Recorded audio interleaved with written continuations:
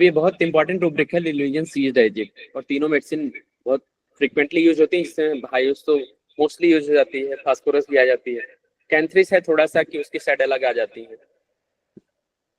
तो रूब्रिक्स को जब अप्लाई करेंगे, यूज करेंगे, तो फिर बहुत अच्छे से उसे समझ सकते हैं। चलिए आगे बढ़ते हैं। To find an answer To find an answer to the above question, one's attention is drawn towards those discharges which taken place from the natural outlets in the form of discharges as a matter of daily and natural routine. ये तो बात इससे पहले भी हो चुकी है, ये वही बातें हो रही हैं उसी मैटर पे। We observe in our daily life that the body demands something in the form of hunger, appetite or cravings, and in response to these demands it is fed up with material in the form of food and drink. It retains a part of it which assimilates in the body. अब ये वही बातें हैं, ये थोड़ा पहले भी चर्चा में हो गई है कि जब एलिमिनेशन प्रोसेस स्टार्ट हो जाएगा, टॉक्सिन्स आउट हो जाएंगे, तो ऑब्वियस सी बात है भूख लगेगी, वेलबींग होगी, हमें ये सब अच्छा लगेगा, कुछ खाने की इच्छा होगी, ये सारी चीजें डिमांड में आ जाएंगी। तो या जो भी उसमें खराब होगी, जो ठीक नहीं है, वो अपनी तरफ से, अपने आप उसकी तरफ से, उस तरफ से ध्यान हमारा हट जाएगा। It retains a part of it which assimilates in the body, मतलब एलिमिनेशन के बाद एजिमुलेट होती है, जो बॉडी में न्यूट्रिशन मिनरल जो चीज लगनी चाहिए, जो आनी चाहिए बॉडी में, वो अपने आप अपना प्लेस ले लेती है। And reject that remainder. We also see that these two major functions of assimilation and elimination. देखिए ये वही एक चीज चर्चा पहले हो चुकी है।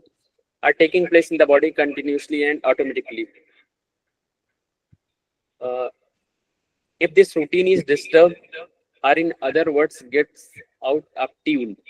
अब जब ये फंक्शन एजिमुलेशन एंड एलिमिनेशन का प्रोसेस अगर ये ट्यून वे में नहीं होगा, अगर ये डिस्टर्ब होगा, ये प्रॉपर नहीं होगा, तो मतलब कहीं न कहीं फिर हमें ट्रबल्स अपने आप ऑटोमेटिकली स्टार्ट हो जाती है। जनरली लोग कहते हैं कि भूख नहीं लगी, अच्छा नहीं कुछ लग रहा है, तो अगर पूछे क्या बात है, जनरली आदमी बोलता है पेट साफ नहीं हुआ है, बेल्चिंग हो रही है, गैस बन रही है, जो भी चीजें। इसका मतलब ये है कि सिस्टम्स अगर क्लियर नहीं है तो ये सब ट्रबल होती है। तो कहने का मतलब कोई चीज एलिमिनेट टॉक्सिन्स नहीं आउट हो रही है, वो स्टॉक हो रहा है, जमा हो रहा है, तो हमारी ट्रबल स्टार्ट हो जाती है। तो ये उसी के रिगार्ड है। If this routine is okay, it has a corresponding influence on the mind in the form of feelings. और ये हमारी फीलिंग्स के ऊपर, जैसे कि उसने बताया, ये चीज फील हो सकती है, तो ये हमें बातचीत से पता भी लग जाती है पेशेंट से। It is of an abnormality that something has gone wrong.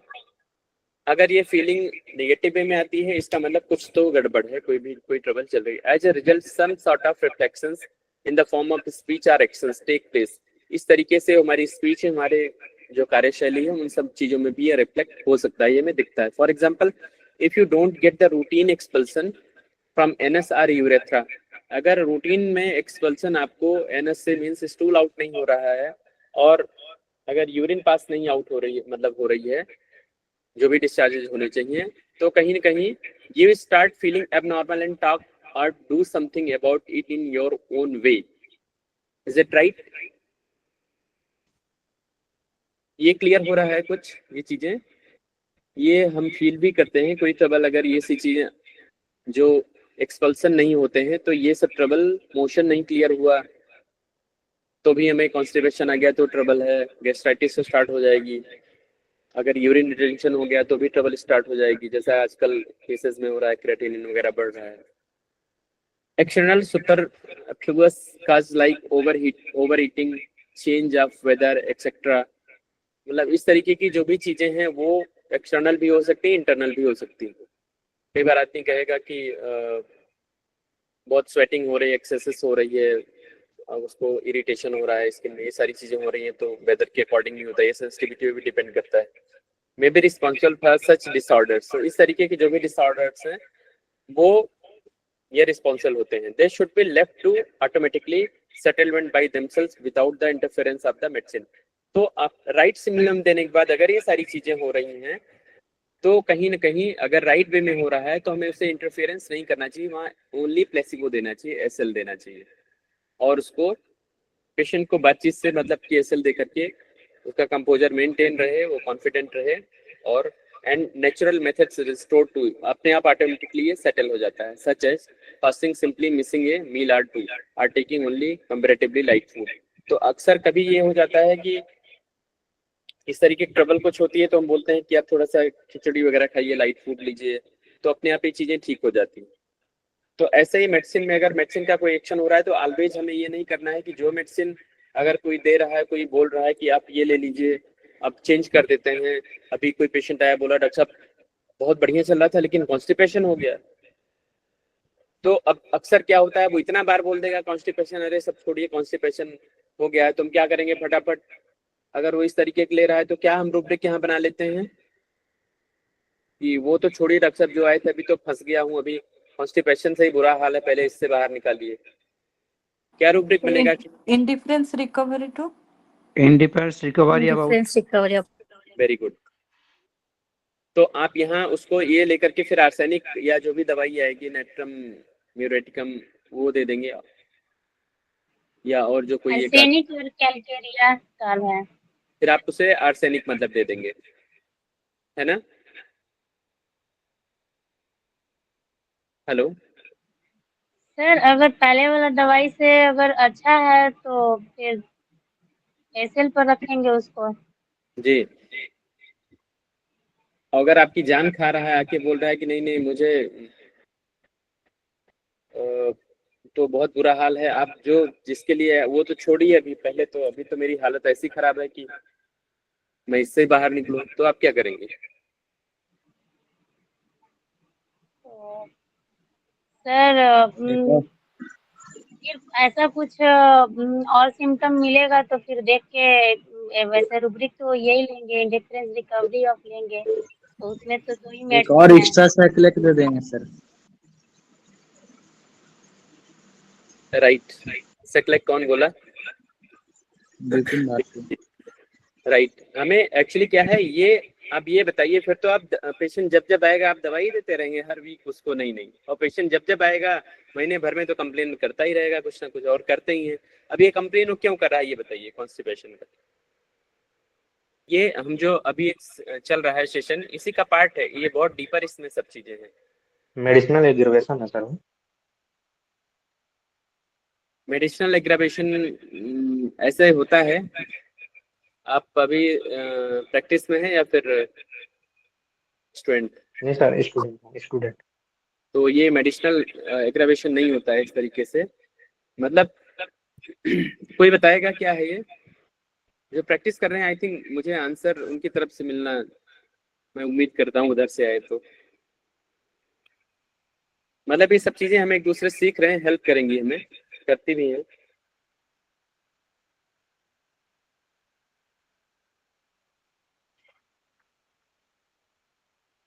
अगर लगे तो मैं इसको आगे क्वेश्चन में खुद बता के आगे बढ़ूं, तो आप लोग वहां बोल दिया कीजिए, जिससे कि टाइम इसमें किल ना हो।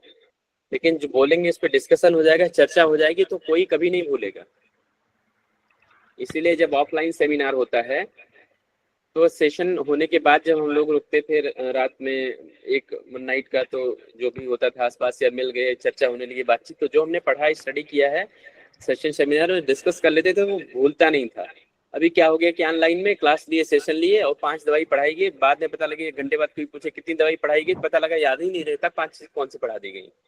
तो जब मेडिसिन नहीं याद रहती है तो रूब्रिक कहाँ से याद रहेंगे, फीलिंग कहाँ से याद रहेंगे? इसलिए बेटर है एक मेडिसिन पढ़ें और उसके बहुत सारे इंपॉर्टेंट रूब्रिक हम जान लें। हम सेमिनार जाते थे तो ये मेन फोकस रहता था कि एक सेमिनार से ऑफलाइन में, मतलब जो भी 3-4-5 हजार खर्च होते थे, तो ये लगता था कि एक रूब्रिक हम अच्छे से सीख के आएंगे, मतलब फिलहाल मैं अपना टारगेट ही मानता था, जो बहुत अच्छे से समझ में आ जाएगा। उसका एक तरीका है कि आप उसमें डिस्कस कीजिए, उससे आप आपस में बातें करेंगे। इसीलिए ऑफलाइन सेमिनार जो होते हैं वो ये बहुत इंपॉर्टेंट फैक्टर है। नहीं तो फिर वही रूटीन में मोबाइल ले लिए, इधर उधर बातें देखना करना शुरू कर दिए।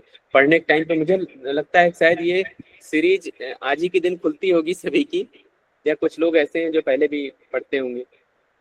वैसे समय बहुत कम मिलता है कि कोई पढ़े। करता है वो तो जल्दी से ठीक हो जाऊं, इसलिए वो लालच आता है उसके अंदर, डॉक्टर साहब जल्दी से अच्छी अच्छी दवा दे दें, मैं ठीक हो जाऊँ।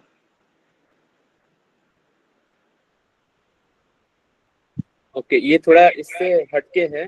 अभी देखिए इसमें हमें जब इस टाइप की सिचुएशन आए पेशेंट के साथ, तो हमें ये बोलना चाहिए कि आप वहां पर सिंपल सी चीज है एसएल देंगे, एसएल की थोड़ा सा डोज चेंज करा देंगे, या एसओएस की पुड़िया आप दे देंगे उसको कि आप ये ले लो, ये मैं एक्स्ट्रा आपको मेडिसिन दे रहा हूँ और इससे आपको रिजल्ट मतलब ये लेंगे तो आपको ये इसमें आराम आ जाएगा। इस तरीके से उसको बता के फिर हमें भेजना है और उससे पूछना है कि ये बताइए अब आपकी मेडिसिन राइट है या रॉन्ग है, ये समझने के लिए आप उससे क्वेश्चन करेंगे। ये बताइए क्या आपको कॉन्स्टिपेशन पहले आपके पास मान लीजिए जब मेडिसिन लेने के लिए आया तो हो सकता है ये प्राइमरी फेज रहा हो, और जब बिगेस्ट ट्रबल आती है तो आदमी प्राइमरी फेज को भूल जाता है। तो आप पूछिए उससे क्या आपको कभी कॉन्स्टिपेशन होता था? नहीं, अभी तो नहीं होता था। अब मान लीजिए उसकी एज 45-50 प्लस है, तो अच्छा नहीं डॉक्टर साहब पिछले 10 साल से तो करीब मुझे कोई कॉन्स्टिपेशन ऐसी कोई दिक्कत ही नहीं थी, सब ठीक ठाक चल रहा था। तो पूछिए कभी हुआ है स्टूडेंट लाइफ में? हाँ डॉक्टर साहब स्टूडेंट लाइफ में तो बहुत होता था, तो फिर मैं कुछ खा के दवाई ये वो करके काम चला लेता था। तो इसका मतलब ये है कि जो प्रीवियस, अब इससे क्या समझेंगे, यही चीज तो है जो लेयर में चीज सिम्टम आ रहे हैं। इट्स अ राइट थिंग, ये राइट प्रोसेस है। अब अगर तो बोले डॉक्टर साहब लाइफ में कभी मुझे कॉन्स्टिपेशन का इशू रहा ही नहीं है, या कॉन्स्टिपेशन के अलावा कोई ऐसी ट्रबल बताए ये तो कभी हुआ ही नहीं है, तब आपको वहाँ और उससे बहुत ज्यादा ट्रबल में आ रहा है, तब आपको सोचने की जरूरत है कि मुझे रीटेक केस करना है या मेडिसिन चेंज करनी है, क्या करना है। लेकिन अगर वो बात के सिम्टम में आए, बोले डॉक्टर साहब उसको छोड़िए पहले इसको लीजिए, अगर ये प्राइमरी इनिशियल वे में आता है तो आपको difference to recovery about his तब इस रूब्रिक को लेना है, अदरवाइज नहीं लेना है। उसके बाद चाहे कितने आपने केस टेकिंग ले ली कर ली मेडिसिन दे दिया, उसके बाद चाहे कितने भी क्लियर कट रूब्रिक्स वाले सिम्टम्स आके वो बोल रहा हो, आपको उसको ध्यान नहीं देना है। अगर बहुत ज्यादा ट्रबल चल रही है, वो वेलबींग में नहीं है, अच्छा फील नहीं करा, इट मींस कि आपका केस टेकिंग ही वो पहली बार जो आपने मेडिसिन दी वो रॉन्ग है। तो इससे इस तरीके से आप ये हम जान पाएंगे कि हमारी मेडिसिन राइट है या रॉन्ग है। तो अगर बताए कि जो प्रीवियस जो भी उसको कभी भी कुछ भी हुआ है, किसी भी उम्र में हुआ है, अगर वो बैक हो रहा है तो अपने आप आएगा और अपने आप जाएगा। वो वही पीक पीरियड है, 1 दिन 2 दिन 3, 1 दिन 3 दिन 5 दिन 7 9 11 13 ऑड नंबर्स में ही होता है ये ऑलवेज। तो ये आएगा, इनिशियली स्टार्ट होगी ये चीज, उसके बाद में पीक पे वो जाएगी और वापस डाउन हो जाएगी। तो आप ये जान के पूछ सकते हैं, कोई ट्रबल हो पूछेगा भी, पेशेंट पूछते भी है कि डॉक्टर साहब कब तक चलेगा ये, तो आप पूछिए कि अच्छा ये बताइए कि स्टार्ट कब हुआ है, तो बताएगा 1 दिन 2 दिन जो भी है, या अभी आज ही स्टार्ट हुआ है। तो आप उसको बोल सकते हैं आज ही स्टार्ट हुआ है तो ये अभी कल ज्यादा होगा आपको और ये परसों डाउन हो जाएगा। इससे पेशेंट भी इम्प्रेस होगा कि इसका डॉक्टर साहब को पता है, पूरी जानकारी है। तो जब मैं सिस्टम बारे में पता रहेगा तो कॉन्फिडेंट वो भी हो जाएगा कि मैं राइट हैंड में हूँ। तो ये सब पार्ट्स हैं जो हमें जानना और अप्लाई करना बहुत जरूरी है। This sort of abnormality in routine discharges from the body takes place in the different way too. This occurs periodically. अब ये जब जैसे जैसे सिचुएशन होती है, जो भी एक्सपल्सन्स का टाइम आएगा, जो सेपरेशन है वो आउट होगा, अपने टाइम पे ही होगा। That is, it lasts for a period of time with a fixed behavior and goes up automatically without the help of any medicine. तो यही अभी चर्चा हो गई। एक्चुअली इसके पहले ये सारी चीजें हमें लगता है बता देता हूँ कि ये चीजें अपने आप इटसेल्फ अपने आप ये चीजें क्लियर हो जाएंगी। अगर ये राइट वे में है, अगर रॉन्ग है तो फिर वहां पर आपको ये देखना है। Actually in daily routine it is through the anus and urethra that discharges are essential, and that is why any sort of disturbance in their normal functioning cause anxiety. तो इस तरीके से मतलब है कि अगर ये सब चीजें कंटिन्यू चल रही है, अगर एंजाइटी वगैरह का लेवल नहीं आता है, कोई ऐसी तकलीफ नहीं आती है, तो फिर ठीक है। अगर लग रहा है एंशियस हो रहा है, रेस्टलेस हो रहा है, ट्रबल बढ़ रही, तो आपको रीटेक करना है केस, फिर से चेंज मेडिसिन चेंज करना है, देखना है कि क्या है क्या नहीं, मतलब अगेन वापस से रीटेक करना है। An affected person does not rest as long as this abnormality is not removed. अब जिसको ये ट्रबल है, जब तक जाएगी नहीं तो फिर वो उसको रेस्ट नहीं मिलेगा, आराम नहीं मिलेगा। अब यहाँ पर rest can not things when are not in proper place, ये भी नहीं ले लेना है, क्योंकि रूब्रिक्स कई बार दिमाग में आता है फटाफट इनिशियल वे में ये होता है कि लाओ ये लेकर ये दे दें, तो ऐसा नहीं करना है. But it will be noticed that apart from this, some sort of discharges from the other three outlets, that is nose, mouth and skin, also take place over a period of time with the same type of feelings abnormality as stated above. ये बात हो ही गई है कि knows हुआ, mouth हुआ, skin है, इस तरीके से कहीं से भी जो भी आउटलेट है हमारे ऑलमोस्ट 5, तो इनसे ये चीज अपने आप एक सोल्यूशन ये हो सकता है. If they are from the anus, this will be in the form of stool in excess of daily routines. Almost in सबकी चर्चा हो गई. अगर एनस से कोई होगा तो स्टूल के फॉर्म में ही होगा. अभी कभी किसी को म्यूकस जैसे स्टूल हो रहा है, अभी म्यूकस आना शुरू हो जाए तो पेशेंट कई बार या थोड़ा सा ब्लीड होना शुरू हो जाए तो घबरा जाता है कि अरे डॉक्टर साहब ये तो कभी ये कैसे शुरू हो गया. तो आपको वहाँ पूछना है क्या अभी कभी आपको पहले कभी म्यूकस आता था, कभी आपको इस तरीके की ट्रबल थी, या कभी आपको अल्सर हुआ हो या कोई ट्रबल. सर अभी नहीं, बहुत पहले, ये तो बहुत पहले की बात है, मैंने इलाज कराया था, ठीक हो गया था, तब से तो हुआ नहीं. तो कोई बात नहीं है, आप पहले सप्रेस था, अभी ओपन हो रहा है. ये मेडिसिन राइट जब रेमेडी जाएगी परफेक्ट से मिनिमम, तो फिर अपने आप जो सब हिडन है जो अपने आप वो बाहर आ जाएंगी. तो आपको बोलना है इट्स नॉर्मल, कोई बात नहीं, जो सप्रेस्ड है वही आउट हो रहा है, अपने आप ये चीज चली जाएगी. The difference may not be in quantity और द फ्रीक्वेंसी अलोन. मतलब इसका जो डिफरेंस है क्वांटिटी और जो इसकी फ्रीक्वेंसी है, ये अकेले की बात नहीं होती है. मतलब ये कई बार ये अलग अलग टाइम पे अलग अलग टाइप से हो सकती है. But it may be in the colour and smell also. मतलब केवल यही के साथ नहीं, इसका कलर और स्मेल ये सब भी अलग अलग हो सकता है. अपने पेशेंट है अपना एक्सपीरियंस शेयर करता है, तो आपको ये सब चीजों को ध्यान रखना है. Likewise through the urethra with the routine discharge of urine, something it is accompanied with some sort of degenerated material with a sensation of burning and other sensation etc. अब यहाँ पर ये देखना है कि कई बार पेशेंट को अगर लिकोरिया की ट्रबल हो, अगर फीमेल है तो ये सब ट्रबल्स हो सकती हैं. लाइकवाइज मेल में भी ऐसे कोई ट्रबल अगर होती हैं जो सप्रेस्ड है, अगर ऐसे हो तो कोई घबराने की बात नहीं, ये सब नॉर्मल फंक्शन में है, ये अपने आप राइट रेमेडी के बाद ये सब चीजें हो सकती हैं. The discharges from nose are of various types. Thin watery discharge are thick in different colors and sneezing. छींकें आ सकती हैं, डिफरेंट कलर में हो सकता है, वाटरी डिस्चार्ज हो सकता है. सारी बातें इस पे चर्चा हो भी चुकी है. आप उसमें जान सकते हैं कि ब्लैकिश आ रहा है या फिर किस तरीके से, तो ओल्ड होगा, या उसमें अगर स्मेल है तो भी ये ओल्ड जो बलगम है वो आउट हो रहा है, फ्लेम आउट हो रहा है. From the mouth it is in the form of vomiting which may be accompanied with the bile etc.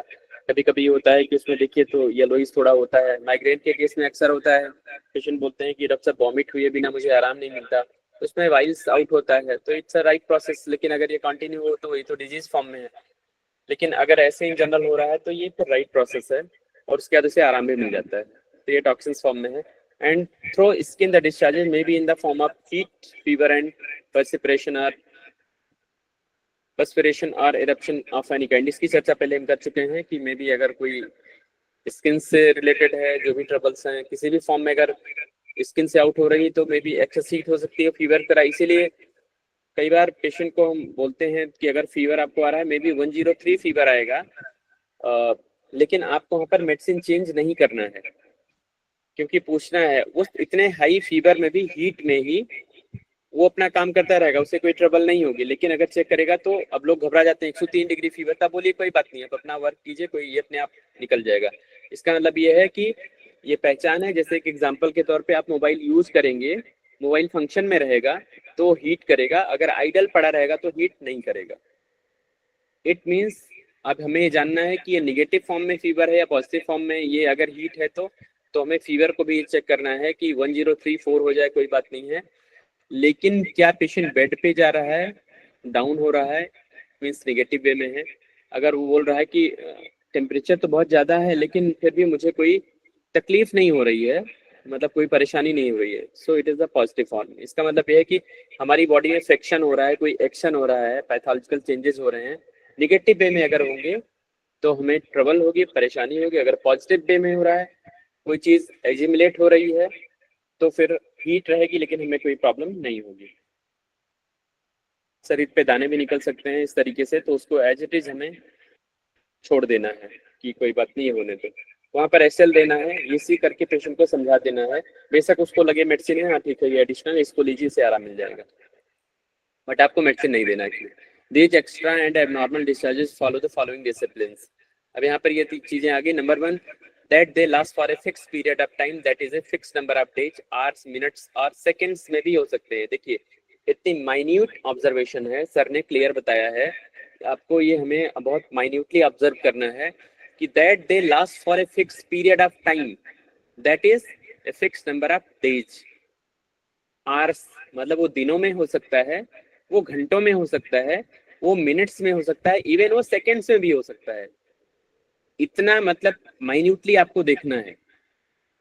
तो ये हमें बहुत ध्यान से, बहुत कीन ऑब्जर्वर बनना है। Number 2, that this period is always in odd numbers. जैसा पहले बात हुई है 1, 3, 5, 7, 9, 11, 13 एंड 15, ये ऑड नंबर्स में ही होगा, कभी इवन में नहीं होगा। जैसे कोई पेशेंट, आपने एग्जांपल, अभी पेशेंट आया बोला कि डॉक्टर साहब 2 दिन तो हो गया, परेशानी बहुत ज्यादा झेल गए, तो आपको ये पूछना है कि पहले दिन ज्यादा, कौन से दिन ज्यादा था? बोला नहीं, पहले दिन स्टार्ट हुआ, दूसरे दिन तो बहुत बुरा हाल हुआ, एकदम समझ लीजिए। और आज कैसे लग रहा है? आज तो थोड़ा कम है, तो आप बोल दीजिए पक्का कि आज ठीक हो जाएगा। लेकिन अगर कोई पेशेंट बोला डॉक्टर साहब कल तो स्टार्ट हुआ और कल तो अभी मतलब कि काफी कंडीशन खराब थी हमारी, तो आज दूसरा दिन है, तो उसको बोलिए आप कि आज ठीक है, आज थोड़ा सा और कर लीजिए, ये कल ठीक हो जाएगा, क्योंकि ये इवन नंबर्स पे ठीक नहीं होगा। Number 3, that they have a beginning, a peak and and, मतलब ये स्टार्ट होगा, पीक आएगा, जैसे पहले हमने बताया कि आएगा, स्टार्ट होगा, पीक बनेगा, डाउन होगा। अब ये कब होगा? तो ऐसा नहीं, मल्टीपल पीक नहीं बनेगा। अगर वो ज्यादा लंबा टाइम होगा, धीरे धीरे ग्रेजुअली पीक बनेगा, फिर ग्रेजुअली डाउनफॉल जाएगा, इस तरीके से होगा। This means differences in speed and stress in all the 3 stages. मतलब इस तरीके से जो इनकी स्टेजेस होंगी, ये उसी तरीके से, मतलब जो पीक स्टार्ट होगा, पीक होगा और एंड होगा, ये 3 स्टेज जो हैं, ये इनकी स्पीड भी अपने में जितना लंबा टाइम तक चलेगा उसे अकॉर्डिंग ये होगा। For example, if one starts getting a nasal discharge in the beginning, it is slow and less troublesome. तो अगर किसी को नजल डिस्चार्ज हो रहा है, जुकाम हो रहा है, तो ये स्टार्ट होगा, बहुत तकलीफ कम देगा, लेकिन ग्रेजुअली ये स्लो वे में स्टार्ट होगा और तकलीफ कम देगा। It may take the form of staging, ये स्टेजिंग में भी हो सकता है। Gradually as it rises to a peak, the discharge may become more troublesome. और जब ये डिस्चार्जेस आउट होना शुरू हो जाएगा, बलगम आना शुरू हो जाएगा, कभी बलगम, खांसी के दौरान बलगम आए तो उसमें अगर ब्लड के क्लॉट्स भी हैं थोड़ा, तो कोल्ड बलगम आएगा, तो उसमें आ सकते हैं। इसको लेकर घबराने की जरूरत नहीं। पेशेंट घबरा जाए, मुझे टीबी कैसे हो गया, पहले तो था नहीं, ये सब चीजें, तो कई बार उसकी जो होती हैं वो जल्दी आउट हो सकती हैं। लिटिल जो पार्ट्स हैं, थिन पार्ट्स हैं, may become more troublesome and after the peak is over it starts declining and that is how it ends. तो ये किस तरीके से स्टार्ट हुआ और किस तरीके से, एक पहाड़ी है, ग्रेजुअली आप जाएंगे। अब डिपेंड करता है पहाड़ी की कितनी उसकी लंबाई चौड़ाई ज्यादा है, कितना एरिया कवर्ड है, उसके अकॉर्डिंग आप जाएंगे, टाइम लगेगा, फिर ग्रेजुअली डाउनफॉल आएंगे, बट वो पीक जैसा बनेगा। तो ये एक साइंटिफिक सर ने बताया है और ये होता है, और ये आप प्रैक्टिस में देखेंगे। तो बहुत स्ट्रेसफुली सर ने इसको बहुत जोर दे के सब यहाँ बताया है, even number 1, number 2, number 3, number 4, 5। तो इसको बहुत केयरफुली हमें इस चीज को हमें ऑब्जर्व करना है, लेना है। स्क्रीन शेयर हो रही है आप लोगों को? No sir. अच्छा, स्क्रीन अभी नो सर। Okay, 1 minute. आप लोग बता दिया कि एक्चुअली स्क्रीन शेयर क्लोज हो गया था। अभी शेयर हो रही है? Yes sir. Yes sir. जी, अब देखिए, यस सर। देखिए दीज एक्सटेंड एबनॉर्मल, ये 21 पेज पे देखिए सर ने कितना स्ट्रेसफुली नंबर 1, नंबर 2, नंबर 3 इस तरीके सर ने बताया है। तो ये ऑलरेडी इसका डिस्कशन, चर्चा हम ये आने से पहले ही कर चुके हैं, बट ये समझ में आया आप लोगों को यहाँ पर, मतलब यहाँ तक अभी, क्योंकि ये मल्टीपल टाइम मैंने इसको रिपीट कर दिया है सब चीजें। नंबर 4 है this sort of discipline as explained above in serial numbers 1 to 3, मतलब 1 से 3 तक ये forms and phases of discharges, इसके बारे में ये चर्चा की गई है। अब देखिए इतना इंपॉर्टेंट नहीं होता, तो यहाँ इस तरीके से जोर देके नंबर वाइज नहीं दिया गया होता, तो कहीं न कहीं इसकी वैल्यू तो है, जो इतना इस तरीके से जोर देके सर ने इस चीज को पॉइंट आउट किया है। Number 5, it is not necessary that these abnormal discharges remain only for one phase. ये जरूरी नहीं है कि ये डिस्चार्जेस केवल एबनॉर्मलिटी जो डिस्चार्जर एबनॉर्मल है ये केवल एक फेज में हो। दे मे लास्ट फॉर मैनी फेजेस। कई बार पेशेंट आके बोलते हैं, क्वेश्चन बहुत आर्ट सा ये फील भी होता है, सीधे कहते हैं डॉक्टर साहब ये कब तक चलेगा, ये डिस्चार्ज कब तक होगा, आखिर ये जो सब चल रहा है कब तक निकलेगा, सीधा बोलते हैं। वो बहुत इरिटेट करती है चीजें, कब तक निकलेगा। अब खुद को अंदर तो लगता है पता ही नहीं है कब तक निकलेगा, अब हमें क्या पता है।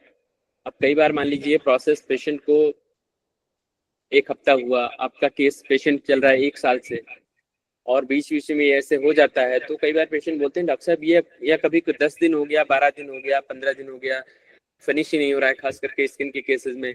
तो पेशेंट इरिटेट होकर बोलता भी है ना कि डॉक्टर साहब कब तक निकलेगा ये, कब तक निकालेंगे आप ये। वो ऐसे बोलता है जैसे हम ही निकाल रहे हैं उसे।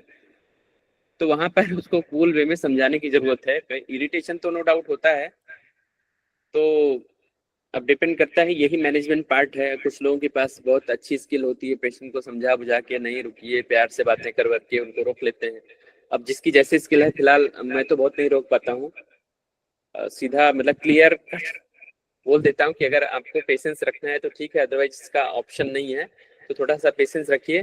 बट ये खैर नेचर पे डिपेंड करता है।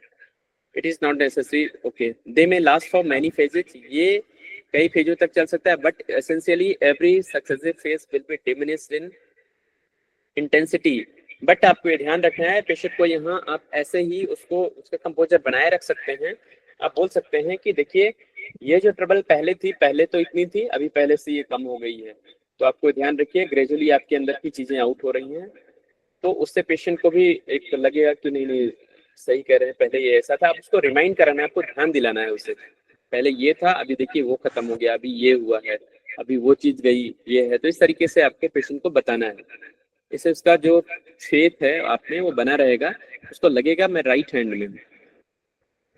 जैसे अभी इससे पहले अभी थोड़ी देर पहले स्टार्टिंग में मैंने सुना था, चर्चा हो रही थी कि कोई वेस्ट बंगाल में, वहाँ पे जहाँ जिस एरिया में गांव में इतनी पॉपुलेशन है और पेशेंट मतलब लोग बहुत हैं, लेकिन वहाँ एलोपैथिक लेते हैं, होम्योपैथी नहीं लेते हैं, तो बढ़ाने का क्या तरीका है, उसका सबसे बेस्ट वे ये है। सबसे पहली चीज ये है कि जो वहाँ पर डॉक्टर्स हैं होम्योपैथिक, पहली बात इनका एक्सपर्टाइजेशन होना चाहिए कि वो अपनी फील्ड में एक्सपर्ट हो, मतलब जो केस करें वो तीर या तुक्का ना लगाएं, क्योंकि पेशेंट कई बार आते बहुत सारे हैं लेकिन रिजल्ट नहीं आएगा तो सारे गायब होते हैं। अगर एक ठीक होता है, रिजल्ट अच्छा आता है, तो एक से दूसरा तीसरा माउथ रिकमेंडेशन होती है, और विलेज एरिया में बहुत ज्यादा, रूरल में बहुत ज्यादा होता है। तो सबसे मेन चीज, सबसे इंपॉर्टेंट ये है कि रिजल्ट ओरिएंटेशन। किसी ने बहुत अच्छी बात बताई थी कि रिजल्ट्स ओरिएंटेड अगर होंगे आपकी प्रैक्टिस, रिजल्ट्स आएंगे तो डेफिनेटली लोग बढ़ेंगे, पेशेंस रखने की जरूरत है। और दूसरी चीज ये है कि कंपेयर करना है कि उनको मिनिमल अमाउंट में मतलब केस लेना है, मतलब उनको फीस लेनी है, क्योंकि माइंड सिस्टम पे हमारा देखा जाए तो इसमें कोई भी चार्जेस नहीं है। मतलब आप इवन अगर ऐसे ही हम देखें तो हमारा इसमें कुछ भी एक्सपेंडिचर बहुत ज्यादा नहीं है। हमें लगता है 1 वीक की मेडिसिन किसी को हम देते हैं तो शायद 2-4-5 रुपए का ही माइंड पे। फिजिकल पे भी देखे एक्सपेंस कितने बढ़ते हैं। पहली बात तो मोस्टली मैंने देखा डायरेक्शन की पूरी बॉटल ही दे देंगे, 30 ml 100 ml जो भी है, तो जितने की आई रहेगी, जो भी कास्ट है उसकी डिपेंड करता है आप जर्मन दे रहे हैं, इंडियन दे रहे हैं, क्या दे रहे हैं। और दूसरी बात है मदर टिंचर दे रहे हैं। कई बार मदर टिंचर में आपने जिसको चियोनेंथस उठा के दिया तो पता लगा वो F ग्रेड और कहीं कहीं G ग्रेड E ग्रेड की है, आप उसको बैप्टिशिया दे रहे हैं मदर टिंचर में, तो पता लगे कि आपने उसे 30 ml भी दे दिया, तो फिर तो आप क्या प्रैक्टिस करेंगे उसे वहां पर। उस चार्जेज आपका इतना हो जाएगा कि हमें लगता है पेशेंट फिर, और जरूरी नहीं जो आपने दिया वो हिट कर जाए, वो रिजल्ट ही दे दे। तो इस तरीके से वो तो कई बार कम्पीट नहीं कर सकते हैं, लेकिन माइंड वाले तो 100% कम्पीट कर सकते हैं और सबसे आगे जा सकते हैं। आप वहां पर मान लीजिए कोई लग रहा है कि हमें कम्पीट करना है, अगला 50 रुपए की दवाई दे रहा है, तो आप बोल दीजिए ठीक है, मैं इनिशियल वे है, इस तरीके से वहाँ प्रैक्टिस अपनी जमानी है। मैं उस फेज में बोल रहा हूँ जो भी डिस्कशन हुआ था वेस्ट बंगाल में, 20 रुपीज में आप प्रोवाइड करा सकते हैं। रिजल्ट आएगा ग्रेजुअली, आप 30 में कर दीजिए कि कुछ भी बता के नहीं नहीं अभी धीरे धीरे बढ़ जाएगा। तो इस तरीके से फिर प्रैक्टिस जमाई जा सकती है, क्योंकि इसमें एक्सपेंस हमारा लगभग ना के बराबर है, कुछ नहीं। सो जो भी है सब ब्रेन का पैसा है आपका बस, और वो जितना आप यूज करेंगे उतनी नॉलेज बढ़ेगी।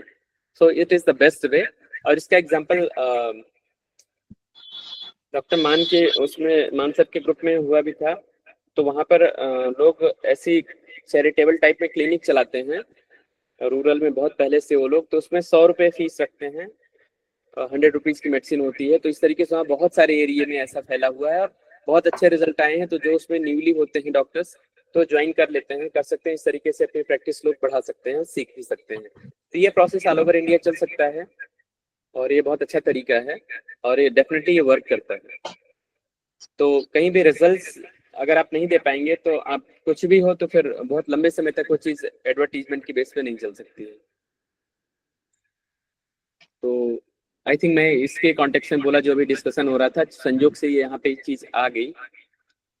तो अब देखिए कितने काम की चीज है कि ये पूरी सीरीज में पढ़ेंगे तो बहुत सारी हमारे काम की चीजें मिल जाएंगी कि कब कौन सी। इसमें ये भी देखिए बता दिया गया है कि अगर ये रिजल्ट्स आते हैं तो फिर हम कहीं भी प्रैक्टिस जम सकती है। For example, if the discharges are in the shape of loose stool and if in the first phase their number was 20 times a day and if they were occurring at an interval of half an hour with intensely odd feelings, the following phases are the next phase that should be have comparatively fewer stools at longer intervals. Say instead of half an hour, they should now be occurring after an hour or so and with less intensity. तो अभी मैं इसका एक example मैं इसे बताना चाहूंगा। एक हमारे पास एक पेशेंट थे कि जो इनको, क्योंकि मुझे भी लगा, लेकिन वो एक ऐसा केस था, वो लगभग 37-38 टाइम्स तो लूज मोशन अपना गिन पाए थे। बस से जा रहे थे और उनको था, मतलब मान चलिए कि जिस starting of the NS cancer, और उनको फिस्टुला का बहुत पुराना 20-25 साल पुराना इश्यूज था। और इसमें कहीं कहीं भी रहते थे उनको स्मेल आती थी, मतलब आसपास पूरा सब, इसलिए वो परफ्यूम वगैरह बहुत करके चलते थे। और उनको अस्थमा का इश्यू था और बहुत अच्छे क्लासिकल सिंगर थे वो, बहुत जबरदस्त, लेकिन अस्थमा की वजह से उनकी वो चीज भी टूट रही थी और उनको ये डिस्चार्जेस, मतलब फिस्टुला का केस इतना एडवांस हो गया था, it was just like NS cancer वाले फेज में था वो। तो मैंने उनको बोला आप बस छोड़ दीजिए, आप जहाँ कहीं रास्ते में रुक जाइए, आप एक जगह कहीं बैठ जाइए। और बाद में बता रहे थे कि लगभग 60+ टाइम उनको लूज मोशन हुआ था। तो जब वो इतना गिन पाए थे तो मैंने उनको बोल दिया था, पहले ही बता रखा था। तो मैंने उनको बोला कि ये बताइए इतनी बार हो गया, तो बोले डॉक्टर साहब कहीं ऐसा तो नहीं कि जिंदगी आज यहीं खत्म हो जाए मैदान में। तो हमने कहा नहीं, आप ये बताइए। अब ऑब्वियसली अगर इतनी टाइम किसी को हो जाए 20-25 बार, तो एक बार तो फिजिशियन की भी हालत खराब हो जाएगी कि पता नहीं क्या हो। तो मैंने पूछा कि आप ये बताइए, आपको जैसे जैसे लूज मोशन हो रहा है आपको फील कैसा हो रहा है, एनर्जी लेवल? बोले डॉक्टर साहब जितनी बार हो रहा है एनर्जी तो एकदम आती जा रही है। तो हमने कहा अच्छा, फिर अच्छा है, कोई बात नहीं, वेट कीजिए और कोई घबराने की बात नहीं। अब मैं भी श्योर हो गया और अगले को तो खैर ट्रस्ट मुझ पे था ही। तो बाद में आज मुझे लगता है 10-12 साल हो गया, बिल्कुल वो ठीक है उनको। नहीं तो इतना सीवियर उनको ये ट्रबल कि दिन में वो मोटे मोटे पैड बता रहे थे कि कॉटन के बना के, और 2-3 बार वो चेंज करते थे। इस तरीके से मतलब पस डिस्चार्ज होता था। तो अभी आज के टाइम में उनका अस्थमा भी ठीक हो गया है इतने सालों से, और वो फिस्टुला की जो ट्रबल थी वो भी ठीक हो गई। तो अगर वहां मैं बोल देता नहीं नहीं आप तो ऐसा है 20 बार हो गया आपको, वो बोले 37 टाइम के बाद तो मुझे वो बताए थे, फोन किए, बोले डॉक्टर साहब ये, तो अगर मैं बोल देता नहीं नहीं आप तो हॉस्पिटल जाइए, एडमिट हो जाइए, इमरजेंसी में जाइए, पता नहीं क्या हो जाएगा, तो क्या होती पेशेंट की हालत? फिर तो केस भी गया और अगले के ऊपर, अगले का ट्रस्ट भी हमारे ऊपर गया, होम्योपैथी से भी ट्रस्ट गया, सब कुछ हो गया। तो इसीलिए हमें हर चीज की ये नॉलेज होना बहुत जरूरी है। और कैसे आप जानेंगे, कैसे हम कंफर्म करेंगे कि हम राइट ट्रैक पे हैं या रॉन्ग ट्रैक पे हैं? ये केस डॉक्टर धनंजय की तरफ के हैं, उन्हीं के थ्रू ये वो जानते भी हैं। तो इस तरीके से मतलब ये हो सकते हैं, इसलिए यहाँ बोल दिया भी गया है कि number wise 20 times a day. तो इसके बारे में बोला गया है कि ग्रेजुअली ये इंटेंसिटी इसकी जो भी चीजें हैं, तो ये अगर ज्यादा भी होती है, लेकिन आपको ये देखना है कि जो पेन, जो तकलीफ या जो उसकी फ्रीक्वेंसी थी, कितनी बार हो रहा है, कैसे हो रहा है, कितना पेनिंग है, वो सब चीजें फिर कम हो जाएंगी। कहीं ना कहीं आपको ये सिम्टम सिग्नल्स मिलेंगे। After every phase there is a feeling of increased health, one feels more efficient than before, as if some sort of restorative or realigning process has started। अभी मैंने जो आपको मैंने इसके रिगार्डिंग की केस आपको बताया ये, क्योंकि ये रिजल्ट आई थिंक 12-13 साल पहले की बात है शायद, तो ये क्लियर ये एग्जांपल है और ये बिल्कुल रिजल्ट आया। तो इस तरीके से आप जान सकते हैं। अगर मैं नहीं पढ़ा होता, नहीं जानता होता, तो शायद मैं यहाँ गलत हो जाता है। और तो इसीलिए हमारे लिए बहुत इंपॉर्टेंट है सीरीज की, हमें इनको बहुत अच्छे से मतलब स्टडी करना है, इनको अपने जेहन में रखना है और जानना है। इसीलिए ऑर्गेनन और प्रिंसिपल की बहुत जरूरत पड़ती है सर। ओके, इसको यहाँ तक आज हमें लगता है करके फिनिश कर देते हैं। Well, it is more important to know that these discharges occur automatically as a matter of order, which is natural to the body। ये ऑटोमेटिकली स्टार्ट हो जाते हैं बॉडी के किस फॉर्म में, मतलब नेचुरली ये कैसे क्या होना है, और इसे हमें बहुत दिमाग लगाने की जरूरत नहीं है। That occurrence is essential to keep the body in the state of perfect health। मतलब इसका जो फाइनली जो एंडिंग है वो ये है कि हेल्थ की तरफ वो मूव होना चाहिए। ये हमें एक निशानी है, ये जरूरी है। So the answer to our questions about the functions of the medicines which was selected according to the methodology of revolutionized homeopathy in the case of earache, as referred to in the beginning of this, इस lecture के starting में earache वाला जो case आया था, ये उसको refer किया गया, would be that by stabilizing the nasal flow it had restored in the same natural order in the body as explained above and thus affected the cure। तो इस तरीके से स्टार्ट होकर के और क्योर में कन्वर्ट हो गया। So to conclude, I will say that in this lecture we have studied those major functions of the body which are taking place as a matter of natural physiology, continuously and automatically under a strict natural order। I think doctor Kent ने कहा भी है कि actually homeopath के लिए जो है physiology अलग होनी चाहिए एलोपैथी से। जिस तरीके की चीजें होती हैं ये वेरी करती हैं एलोपैथिक सिस्टम से, और हमारे एनाटॉमी तो ठीक है बट फिजियोलॉजी का, क्योंकि वो मैच नहीं करती उनके सिस्टम के अकॉर्डिंग हमारी जो चीजें चलती हैं।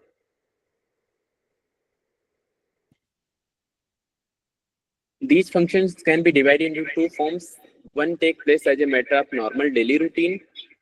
For example, ये मतलब कि ये मैटर नॉर्मली डेली रूटीन में हम इसको ले सकते हैं। जैसे एग्जांपल अभी देखिए आगे आ रहा है, you meet the demands of the body in response to its indications in the form of appetite and hunger, and after they are met the body assimilation a part of it into itself and eliminates the remaining refuse in the form of excreta। Means कि जो भी चीजें हैं जो इस तरीके से हो सकता है, जो जरूरत है, जो हमारी बॉडी की नीड है, वो चीज बॉडी में वो एजिमुलेट हो जाएगी, यूज हो जाएगी, बाकी एज एक्सक्रेटा वेस्ट मटेरियल के रूप में वो चीज आउट हो जाएगी। ये राइट सिम्टम होना चाहिए। It is indicates the perfect health, but you might have experienced that apart from the foregoing routine demands of the body, but you might have experienced that apart from the foregoing routine demands of the body, but ये सारी चीजें depend करती हैं कि body की demand के ऊपर। तो ये हमें ये अनुभव होना चाहिए कि कैसे क्या चीजें चल रही हैं।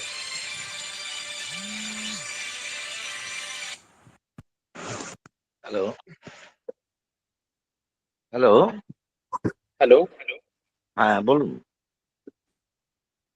बोलून आप कोई माइक अपना प्लीज क्लोज कर दीजिए। Sometimes one feels like meeting particular demands in the form of cravings। Mike तो আমার অফই আছে। These cravings are a part of assimilation to meet the extra nutritional or deficiency problem of the body। अभी जैसे कई बार ये होता है कि लोग कहते हैं कि क्ले खाने की इच्छा हो रही है, खड़िया मिट्टी, ऐसे लोग डिमांड करते हैं, तो लोग कहते हैं पेट में कीड़े या होंगे। तो इससे कई बार ये भी पता लग जाता है कि एक्सेसिव डिमांड मतलब ये कि कैल्शियम की कमी है या किस चीज की बॉडी में जरूरत है, नीड है, इस तरीके से। तो ये डिमांड में भी हो सकती है। And likewise, one get extra and abnormal discharges from the body as a part of abnormal eliminations in the form of discharge from all or any of the 5 natural outlets which are different from daily routine eliminations and are disciplined in behavior. इसकी चर्चा हो चुकी है। किसी भी body में किसी भी पार्ट से किसी भी टाइप का डिस्चार्जेस हो सकता है, डिपेंड करता है कि कौन से डिजीज किस फॉर्म में है और किससे रिलेटेड है, किस पार्ट से। In the next lecture, we will study the relationship between a medicine prescribed according to revolutionary method and the two major functions of the body, that is assimilation and elimination, and also we will study cure. I think 10:36 हो गया है, तो अब यहीं इसको close करते हैं और रिवाइज लेक्चर नंबर 2 यहाँ से फिर नेक्स्ट सेशन में स्टार्ट करें। आप लोग क्या कहते हैं? Yes, sir. क्योंकि टाइम भी हो गया है, 10:23 हो गया है। Yes, तो lecture. Thank you. अब किसी का कोई डाउट्स, कोई क्वेश्चन हो तो मुझे लगता है 10 मिनट का सेशन हो कि उसमें अपनी चीजें कोई कुछ किसी को पूछना है, जानना है, तो वो चीजें, या किसी को कहीं से कोई डाउट या किसी रूब्रिक्स में, तो वो हम लोग शेयर कर सकते हैं। सर, डिल्यूशन सीज्ड में कैंथर को कैसे समझ सकते हैं सर? आप प्रैक्टिस में हैं? Yes sir. अभी कैंथरिस किसी को आपने दिया है? नहीं दिया सर, नॉर्मल फिजिकल कंप्लेंट्स के ऊपर दिया था, वो बर्निंग, मिक्सचरेशन या इन्फेक्शन, तब थोड़ा फिजिकल को उसको छोड़िए। अभी एक्चुअली क्या है, मुझे लगता है अगर इसके टेक्स्ट में अगर हम बताएंगे तो आपको पूरी रेमेडी फिर पढ़ना होगा। Yes sir. तो जब तक और रूब्रिक आपको इसके बारे में नहीं पता रहेंगे तब तक फिर आप रेमेडी को समझ नहीं पाएंगे, क्योंकि ये बहुत पॉपुलर और मतलब इस तरीके से पॉलीक्रेस्ट में ये है तो दवाई, लेकिन इस तरीके से नहीं जो फ्रिक्वेंट यूज में आप इसको यूज कर पाएंगे इसके रूब्रिक को। तो और रूब्रिक की नॉलेज रखना जरूरी है। अब जैसे इसमें हमने ये फेज बताया, जैसे ये हुआ कि हायोस, इस तरीके से आप जान पाएंगे हायोस की सीजिंग कैसे होती है, हायोस कैसे सीज्ड फील करता है। आप वहां पे thank you to all.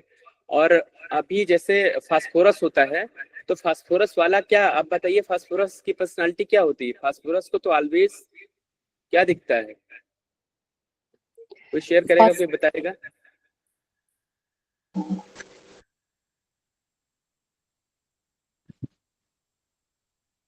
Phosphorus hypocrisy में भी है। फास्फोरस के लिए मेन इंपॉर्टेंट होता है बिजनेस, अपना काम निकालना है, इसलिए आपसे आके दोस्ती करेगा, फ्लर्टिंग करेगा, चापलूसी करेगा, कि खूब मतलब बातें करेगा, अरे डॉक्टर साहब आप तो ये वो सब चीजें। तो अल्टीमेटली उसका उसके पीछे एम होता है, जब तक उसका काम आपसे है ना तब तक आपके साथ वो संपर्क रिलेशन बनाए रखेगा।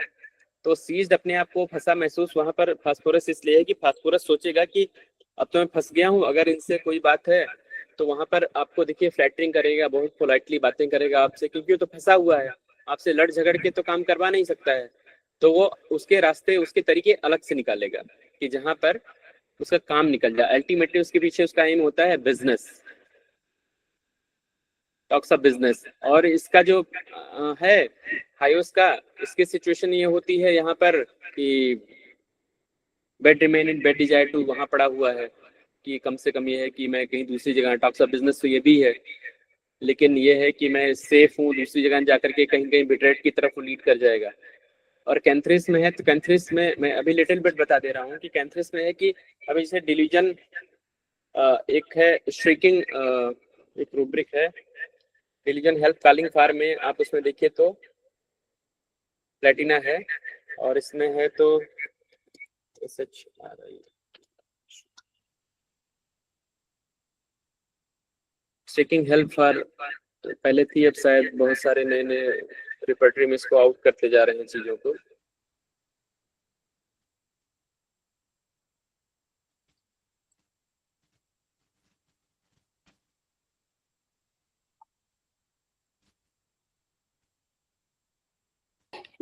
सर श्रीकिंग हेल्प में कैम्फर है, बहुत सारे रेमेडीज है सर। ये है delirium crime with help for. अब इसमें देखिए कैंथरिस एंड स्ट्रामोनियम दोनों है, तो यहाँ पर इसका डीडी, अब आपको ये समझ में आना चाहिए कि जो डिलीरियम स्टेट है पहले तो पता होना चाहिए, और क्राइंग हेल्प में कैसे क्राई करेगा स्ट्रामोनियम, और कैंथरिस कैसे क्राई करेगा। तो इसीलिए अभी आपको जब तक कैंथ्रिस में और रूब्रिक्स नहीं पढ़ेंगी तब तक बहुत समझ नहीं आएगी। जब मेडिसिन का फेज आएगा पढ़ाने का तो कैंथ्रिस में तो जो मैंने यूज किया है मैं वो मेडिसिन वो सारी चीजें हम इसको लेंगे और अभी कैंथ्रिस इसी में आ जाएगा। हम सीरीज में चल रहे हैं जिसमें बहुत सारी इतनी दवाइयां आएंगी कि मुझे लगता है कि शायद 100 मेडिसिन 50 अराउंड कवर हो जाएंगी इसमें, जो लेवोमेम्प्रोजीनम और लारोसिरेसिस वगैरह जैसी दवाइयां आएंगी जो अभी बहुत लोग प्रैक्टिस में यूज ही नहीं किए होंगे।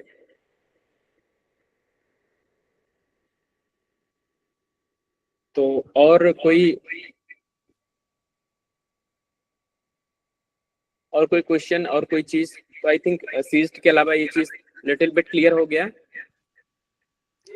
Yes sir, thank you sir. और कोई बात, कोई चर्चा, किसी का डिस्कशन कुछ हो?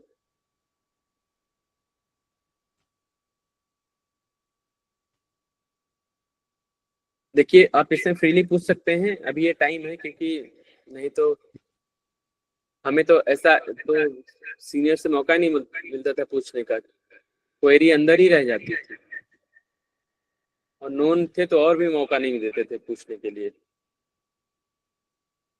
नहीं, आपका अप्रोच बहुत प्रैक्टिकल है और बहुत अच्छा लगा और बहुत ही अच्छे ढंग से आप समझा रहे हैं और अच्छा लग रहा है, बहुत बढ़िया जी, क्योंकि हम लोग इससे एक दूसरे से सीख रहे हैं तो पार्टिसिपेशन सबका रहेगा तो फिर इजी होगा समझने में। क्योंकि जैसा हमने बोला कि मे बी आपकी अप्रोच, आपकी अंडरस्टैंड करने की कैपेसिटी अलग हो सकती है, किसी रूब्रिक को हमारी अलग हो सकती है। हमें रूब्रिक्स को एक्सप्लोर करना है, मेडिसिन एक्सप्लोर होगी रूब्रिक के थ्रू। कभी भी हम कोई केस आए और जैसे बहुत सारी चीजें आज के टाइम में मैंने देखा है, अभी हमारा किसी से डिस्कशन हो रहा था, हमारे फ्रेंड हैं जो है मुंबई में, तो बताए भी थे कि जैसे बहुत सारे लोग क्लास कर रहे हैं लेकिन मैंने भी कुछ देखा है कि गलत तरीके से चीजें को प्रेजेंट की जा रही हैं, उनका एक्सप्लेनेशन गलत दिया जा रहा है और लोग उसको फॉलो भी करते चले जा रहे हैं। Exactly. तो कभी भी ये देखिए कि जो रूब्रिक्स जो भी मैं कोई भी बताए, आप रूब्रिक अगर कोई बता रहा है कि ये पेशेंट का वर्जन है और इसको ये इस तरीके से बताया गया है तो आप अपनी प्रैक्टिस से यूज कीजिए। अगर लगे कि वो काम आ रहा है, ये रिजल्ट दे रहा है, ये रूब्रिक प्लेस हो रहा है, तब आप उसको यूज कीजिए, अदरवाइज छोड़ दिए। It means that is not a proper explanation of that rubrics. तो किसी के थ्रू नहीं, अपनी चीजों को अपना मतलब उससे प्रैक्टिकली आप फील कीजिए और अपनी टेस्टिमनी बनाइए उसे। कभी भी आप पढ़ लीजिए, जान लीजिए, दूसरे के पढ़ाने से, करने से, बताने से एक्सप्लोरेशन होता है कि हाँ इस तरीके से हो सकता है, लेकिन पेशेंट आएगा तो कैसे बोलेगा, किस तरीके से बोलेगा, उसको अपनी प्रैक्टिस में यूज कीजिए। क्योंकि एक दूसरे का सेम पैटर्न कॉपी नहीं किया जा सकता, लेकिन कई लोगों का सुन के, देख के, जान के, सबका इंडिविजुअल होता है कि हम इसको अपनी प्रैक्टिस में कैसे यूज करेंगे। तो आप उसको क्वालिफाई कीजिए, अगर वो रूब्रिक क्वालिफाई हो रहा है, अगर वो वर्जन क्वालिफाई हो रहा है तभी आप उसको यूज कीजिए, अदरवाइज छोड़ दीजिए। क्योंकि कई जगह मैंने देखा है कि गलत इंटरप्रिटेशन उस चीज की जा रही है। इसीलिए या तो फिर आप जो मास्टर्स हैं इनमें वेल नोन हैं, आप उनको फिर फॉलो कीजिए इस तरीके से। नहीं तो ये होगा कि हमारी जो हम गलत सीखे हैं फिर वही आगे चल के रह जाएगी। और फिर राइट से रॉन्ग पे तो मतलब एक बार अगर हो गया तो आप उसको मैनेज कर सकते हैं, लेकिन आप एक बार रॉन्ग करते चले गए ना तो रॉन्ग से राइट पे फिर आने में बहुत मुश्किल हो जाता है। तो हम कम सीखें, कम जाने, लेकिन जितना जाने उतना अच्छे से जाने। तो इसीलिए आप शेयर करेंगे, कोई चीज बताएंगे तो उससे मुझे भी हेल्प मिलती है, मेरे लिए भी नई चीज होती है, क्योंकि सब अलग अलग सोर्स से, अलग अलग जगह से हर कोई जान रहा है, सीख रहा है, समझ रहा है। मल्टीपल प्लेटफॉर्म्स हो गए हैं, हो सकता है उसमें कुछ करेक्शन हो। आप उस चीज को गलत समझ रहे हैं, गलत बता रहे हैं, तो उस चीज को जो मेरी समझ है, जो मैंने सीखा है, हो सकता है मैं उसको उसमें मैं बता दूं। नहीं, आपका जो अनुभव है वो आप शेयर कर रहे हैं, ये बहुत बड़ी बात है जी। Thank you. अब Ashwini sir thank you so much sir. Sir आपका ये सेशन जो होता है सर वो बहुत ही अच्छा होता है और सर बहुत ही नॉलेजफुल होता है सर। सर केवल बुक में जो लिखा है सर वही चीज़ें नहीं सर, आप और भी चीज़ें बताते हैं जिससे हम लोग को बहुत कुछ जानने का मौका मिलता है सर। जैसे आपने जो केस बताया सर, वो फर्स्ट केस आपने बताया, वो लेडी आई थी, वो आपने कीन ऑब्जर्वर का। सर मैं तो अभी स्टूडेंट हूँ सर, लेकिन काफ़ी कुछ जानने को मिला सर। कैसे मतलब आपने जो पूछा कि आपके हस्बैंड क्यों नहीं आए सर, तो जो आपका इंटरेक्टिव स्टाइल भी है सर, ज्यादा इंटरेक्शन करना हम लोग से सर, वो भी बहुत अच्छा होता है सर। नहीं, परसीवरेंस के बारे में भी जो आपने बताया ना, तो ये काबिले तारीफ थी, क्योंकि हाँ, उसकी जो एक कंसेप्ट में सबके है मेमोरी में, वो एक अलग ही इमेज था, और अभी जो आपने उसको क्लियर किया, ये बहुत लाजवाब था, बहुत बढ़िया। सर एक और चीज, जैसे इसमें ना सर सेशन में टाइम का पता नहीं चलता सर, हमें ये विश्वास है कि जितने लोग भी ज्वाइन करते होंगे ना सर, उन्हें टाइम का बिल्कुल पता नहीं चलता होगा सर। सर ये खास बात है सर, आप सेशन लेते हैं तो। जी, थैंक यू। मेरा प्रयास भी होता है कि वो ऐसा ना लगे। खास करके हम लोगों की बात ये है कि हम लोग सेशन संजय सहगल सर लेते थे, तो ये फैक्ट है कि इनिशियल टाइम में 2005 में तो यही लगता था कि इस सर के सेशन को झेल कैसे पाएंगे। पानी वाटर वाटर लेके बैठते थे हम लोग की नींद तो पक्का आएगी, इसलिए कहीं ऐसी जगह बैठे जहाँ से सर देख ना पाए। तो आज भी मतलब संजय सहगल सर का सेशन जो है, मतलब वो डाइजेस्ट कर पाना, उसको रिसीव कर पाना बहुत इजी नहीं है। तो हम लोग ज्यादातर सोचते थे कि योगेश सर का बहुत मतलब क्लिनिकली यूज में आता था, तो हम लोग कहते थे सर आप लीजिएगा। और मोंती सर हमेशा खाने के बाद सेशन लेते थे, तो वो किसी को नींद नहीं आने देते थे, इतना हंसाते रहते थे, ऐसी सी बातें करते थे। तो मतलब वो एक दौर वो बहुत बढ़िया होता था, और जो भी चीजें यूज में जो पढ़ाई बताई जाती थी वो कहीं कहीं डेफिनेटली वो वर्क करती थी। तो हमें इसलिए कभी, जैसे बहुत सारे लोग हैं चीजों को चेंज करके कहते हैं, तो मुझे तकलीफ इस बात की होती है, अगर हम रूट से जुड़े हैं अपने ना, तो वो ऑलवेज हम ग्रो करेंगे। और लेकिन अब उस चीज को एटलीस्ट लोगों को क्रेडिट ये देनी चाहिए कि ये रूट हमारा सोर्स क्या है, उसको तो लोगों को नहीं भूलना चाहिए। मैं भी कई लोगों को देखता भी हूँ कि कुछ चीजें ऐसी बातें करते हैं, बताते हैं, लेकिन वो बहुत पेनिंग होता है। और खास करके अभी अगर ये देखिए कितना kind hearted sir Sehgal sir and family रही है, कि अगर वो चाहते तो इस ग्रेट नॉलेज को अपने पास रख के उन्हीं का परिवार इस बिजनेस को आगे करता, किसी को शेयर नहीं करते, बेनिवोलेंट नहीं होते, वो किसी को नहीं बांटते, तो उन्हीं तक रह जाती, ये सेट तो उन्हीं के पास रह जाता ना। तो एटलीस्ट एक्सक्यूज मी सर। जी सर ये डिलीरियम कंडीशन को अगर आप नेक्स्ट सेशन में जरा उसको खोल के बता दें, डिलीरियम क्योंकि अभी डिलीरियम हो जाएगा, कोई बड़ी चीज अभी जैसे मान के डिलीजन तो आई थिंक सबको समझ में आया ही होगा। Delusion is a big delusion तो समझ में आता है। अब डिलीरियम में क्या यस होता है, सर। जैसे अब देखिए नॉर्मली एक आदमी बात करता है, और अगर कोई ड्रिंक कर लिया हो तो वो बात करता है, तो दोनों में डिफरेंस कुछ होता है वे ऑफ टॉकिंग में। जी वो तो अगर किसी ने ड्रिंक किया है तो वो तो एक बात 1000 बार बोलेगा। दैट मीन्स वो कौन सी स्टेट के फिर रेल्ड का मतलब, जैसे डिलेरियम का मतलब कि डिरेल्ड हो गई, रेलवे का ट्रैक है, उस पर ट्रेन आ रही है, अगर वो अपने प्रॉपर अलाइनमेंट पे अगर ट्रैक नहीं है तो क्या होगा, ट्रेन पटरी से उतर जाएगी। जी सर। तो सर इसमें ये जो आपने रूब्रिक चूज किया था, डिलीरियम हेल्प कॉलिंग फॉर, तो उसकी क्या प्रेजेंटेशन हो सकती है? अभी जैसे पहले डिलेरियम को समझ लीजिए कि डिलेरियम में कई बार जैसे कोई चीज होता नहीं कि आदमी कभी इन जनरल हम ऐसे सोचते हैं, अभी कहते हैं कि कोई भी मिल गया, अरे दिमाग खाने आ गया, अभी दिमाग खाने आ गई, मतलब ऐसे इन जनरल हम लोग ऐसे बोलते हैं। तो इसका मतलब क्या हो गया, एक हेल्दी एक नॉर्मल आदमी जो बात करेगा तो वो साथ अच्छा लगता है कि चलो ठीक है रीजनेबल टॉक करेगा। लेकिन कुछ लोग ऐसे होते हैं दिमाग खाने वाली बात, उसको दिमाग खाने का मतलब इन द सेंस ये हो गया कि खुद ही वो प्रॉपर स्टेट में नहीं है, मतलब वो एक ही चीज को, आप इस टाइप के लोग होते हैं देखिए लाइफ में तो मिलते हैं, कहते नहीं कि ये दिमाग चाट लेगा, अभी आके बस शुरू हो गया अपना दुखड़ा अपना रोना, तो शुरू बस एक ही चीज चले जा रही है, मतलब वो लगेगा कि नॉर्मल ट्रैक पे नहीं है, क्योंकि कोई आदमी ये नहीं आके बोलेगा कि अभी जैसे एक एग्जांपल में एक रूब्रिक बहुत यूज होता है ओपीएम में, delirium blames himself for his folly, इसको बहुत हम लोगों ने यूज किया है। तो अब इसको कैसे लेंगे, चलो इसके साथ एक रूब्रिक भी क्लियर हो गया, मैं इसका भी वर्जन पे दूंगा, पहले आप लोग बताइए कोई। सर ऐसे हो सकता है कि काश मैंने बाहर खाना ना खाया होता तो अब ये पेट खराब ना होता। काश मैंने फला चीज में एडमिशन ना लिया होता तो अब मुझे पछताना ना पड़ता। तो वो यही बात बार बार कहे जा रहा हूँ, तो खुद को आप ब्लेम कर इसको रहा है ना। पेशेंट कैसे बोलेगा वो जरा उस टोन में बताएंगे? क्योंकि जो आपने बोला इट्स डिलीरियम स्टेट नहीं है ये।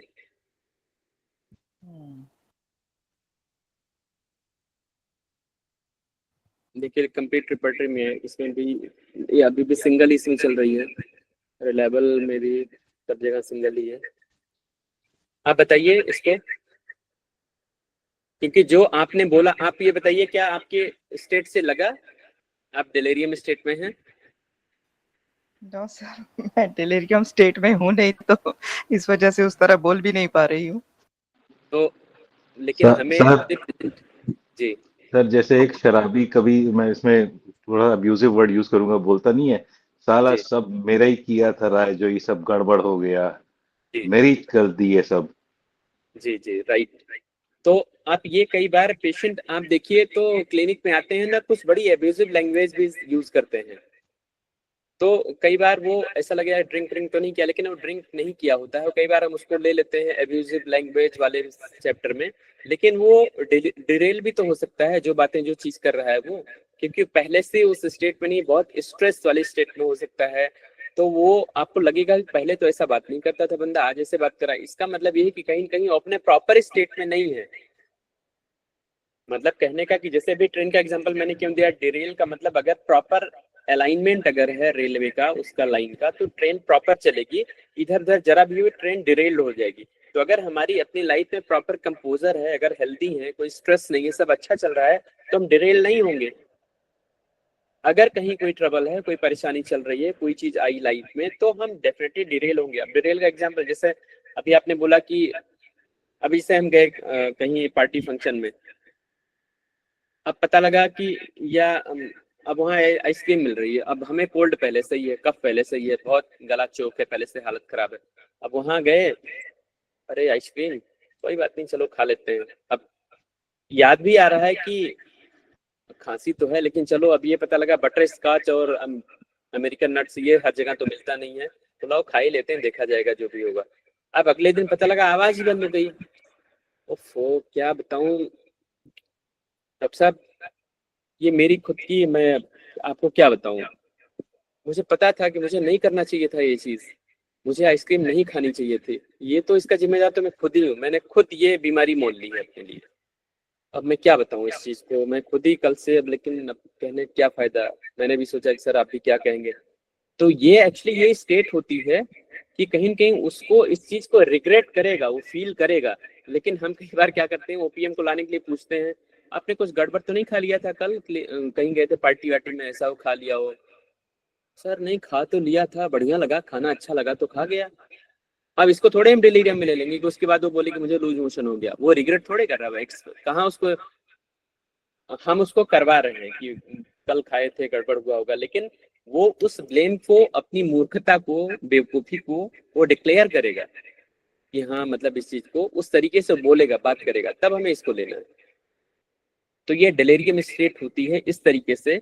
अब जैसे डिलीरियम, एक डिलीरियम टॉक्स ऑफ बिजनेस, एक रूब्रिक है हमारा टॉक्स ऑफ बिजनेस, एक डिलीरियम टॉक्स ऑफ बिजनेस है।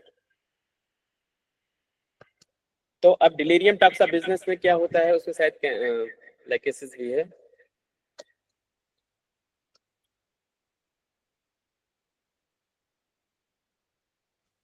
जैसे ये है, इसमें पेट्रा है, इसको लो।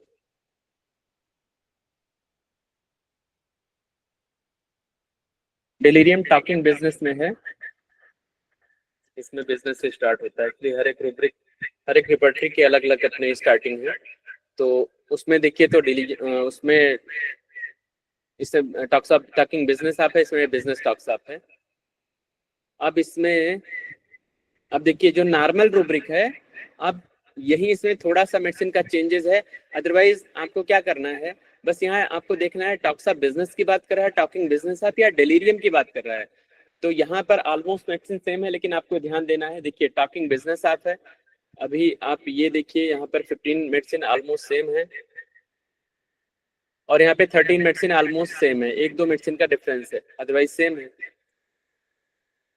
तो इस तरीके से हमें देखना है, ये बहुत मायने रखता है कि पेशेंट डिलीरियम स्टेट में है, प्राइमरली है या नहीं है, या बहुत सारे हम रूब्रिक फियर वाले ले लेते हैं लेकिन पता लगता है पेशेंट में फियर तो है ही नहीं है, और फिर मेडिसिन वर्क नहीं करती है, रिजल्ट आता नहीं, तो हम कहते हैं अरे क्या सिस्टम काम नहीं करता, सब फर्जी है, सही है, हम कुछ नहीं। एक्चुअली क्या है, शुरू से हमारा नेचर होता है हम ब्लेम दूसरी चीजों को करते हैं, ना कि खुद को करते हैं, कि हमें खुद नहीं आता है और हम ब्लेम आगे चीजों को करने लगते हैं। ये इनहेरिट होता है हमारे अंदर, शुरू से छोटे से ही होता है।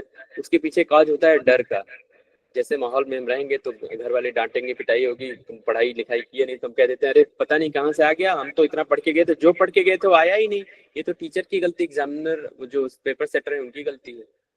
तो ये धीरे धीरे हमारे अंदर आने लगता है, फिर हम उसको एक्सेप्ट करने लगते हैं, हाँ नहीं ये ठीक नहीं, ये काम नहीं कर रहा है। जबकि ये है कि अगर ये लिखा गया है, सब चीजें हैं, तो बहुत रिसर्च, बहुत एक्सपेरिमेंट करने के बाद चीजें हैं, और मल्टीपल लोग बहुत सक्सेस हो रहे हैं तो हम नहीं हो रहे हैं, तो कहीं कहीं कुछ तो हमारे अंदर फॉल्ट है, कुछ कमियां हैं, उस वे में उस चीज को हम नहीं समझ पा रहे हैं, नहीं पकड़ पा रहे हैं। तो इसलिए जरूरी है कि थोड़ा थोड़ा उस चीज को सब पढ़ें, जाने, फिर प्लेटफॉर्म है इस पर शेयर करें। यही तो मैं बोलता हूँ कि ग्रुप में आप लोग, ये तो ग्रुप एकदम आइडल पड़ा रहता है और कोई मतलब उसमें शेयरिंग नहीं करता है, कोई चीज एक दूसरे से पूछना नहीं, जानता नहीं। हालांकि मैं तो खुद बिजी रहता हूँ कि मुझे टाइम नहीं किसी में कुछ डालने के लिए, लेकिन मैं एक दिन इनिशिएटिव लिया, लेकिन उसके बाद फिर सब सो गए, तो हमें लगा हमें भी क्या जरूरत है, क्योंकि हमारे पास तो वैसे भी टाइम ही नहीं है। तो अगर मुझे ये सब करना ही मुझे चाहे, तो मुझे लगे तो मैं तो अपने चैनल पे, यूट्यूब पे सोचूं कि मैं उस पर वहां सब चीजों को प्लेस कर दूं, डाल दूं, लेकिन अब टाइम ही नहीं मिलता कि मैं वहां कुछ जाके करूं। और आज के टाइम में सही चीजों को सुनने के लिए बहुत नहीं, अभी जो फिजिकल वाले जो ऐसे डॉक्टर हैं फालतू चीजें फर्जी बताते हैं, वो देखिए तो मिलियन उनके फॉलोअर्स हैं, और जो माइंड पे हैं, इवन डॉक्टर सहगल जैसे सर हैं, सब लोग अपने, तो उनके चैनल पे आई थिंक 5000, 6000, 7000 सब्सक्राइबर हैं, और व्यूज तो बहुत ना के बराबर हैं। तो कहीं न कहीं राइट जो इन्फॉर्मेशन है, राइट चीजों को लोग भी नहीं पसंद करते हैं। उसके पीछे बात पसंद की नहीं, उनको समझ में नहीं आता है। जैसे क्लासिकल म्यूजिक सुनने के लिए आपको उस लेवल पे, उस हारमोनियस लेवल पे होना होगा, अगर आप नहीं है तो वो आपके ऊपर से निकल जाएगी चीजें। तो कमो बेस ये है, तो हमें अपने आप को ये देखना है। और आई थिंक अब पॉइंट अप किया जाए, 11 बज गए हैं, तो आप लोगों का पार्टिसिपेशन, एक्टिव पार्टिसिपेशन होना चाहिए सबका। Thank you very much, thank you. और सर के जो भी सेशन है, अगर किसी का छूट गया हो तो जो ग्रुप ऑफ माइंड टेक्निक के यूट्यूब चैनल पे अवेलेबल है, तो आप वहां से देख सकते हैं। Thank you sir, thank you very much to all of thank you. You so much sir. Sir कोशिश करेंगे कि हम भी अपने केसेस ग्रुप पे डाल दिया करें, आपने बताया तो ठीक है, इंशाल्लाह हम भी बताएंगे अपने केसेस। अच्छा होगा कि कम से कम कुछ एक्सरसाइज तो होगी, जो अभी मतलब कि अभी 3rd ईयर 4th ईयर में है, रिपर्टरी पढ़ रहे हैं, या जो 2nd ईयर इवन है, वो भी थोड़ा बहुत कुछ जानेंगे, सीखेंगे, तो आगे काम आएगी। अदरवाइज आफ्टर कंप्लीटिंग BHMS फिर कुछ साल तो 2-4 साल तो घूमने में लग जाता है इधर से उधर। ठीक है, okay, good night to all of you and thank you very much to all of you. Thank you sir, thank you very much. Thank you so thank much you sir. Sir.